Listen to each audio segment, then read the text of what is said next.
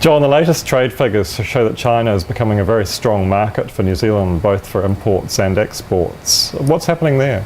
Yeah, I think that's a very positive sign for New Zealand exporters. I think the positive story with our exports to China is how quickly we've switched to that market as that market is growing. For example, in 2000, New Zealand exports to China took up about 3% of our total exports, and currently it's around 13% and is now our second largest export market. I think it reflects well on New Zealand exporters that they've been able to switch their exports from slower growing markets like Japan and Europe into the fast growing markets like China. Is China now one of the biggest players in the global economy? Yeah, well, it's actually now the second largest economy in the world. So it's come a long way in a short period of time. So a lot of countries depend on China for their exports, but also a lot of countries depend on China for the goods and services that they consume.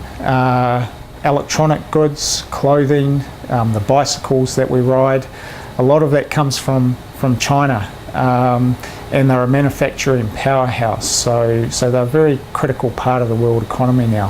What are the risks for China's growth not continuing this year? I think there still are risks with China. There's three things that I would keep an eye on. One is the Chinese property market. The property market in China got severely overheated in 2009 and 2010. There was a lot of speculation in the market. Prices went sky high. The Chinese authorities have been trying to clamp down on that and cool that off, but it's a difficult balance to strike, because if they clamp down too hard, the property market might crash.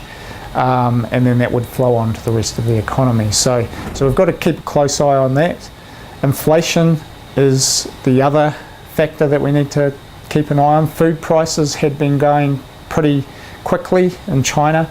They have come off recently, but any resurgence in that would mean that the Chinese authorities have less scope to ease monetary policy to stimulate the economy. And then I suppose the third factor would be exports, Chinese exports. The slowdown in Europe. Europe is a big receiver of Chinese exports. With Europe expected to go into recession, that could have an impact on exports from China, and that would slow the Chinese economy. So we just need to keep an eye on those factors. Offsetting those factors to a degree is the US economy, which is recovering a bit more than people expected. So that will help support demand from China and keep China going as well.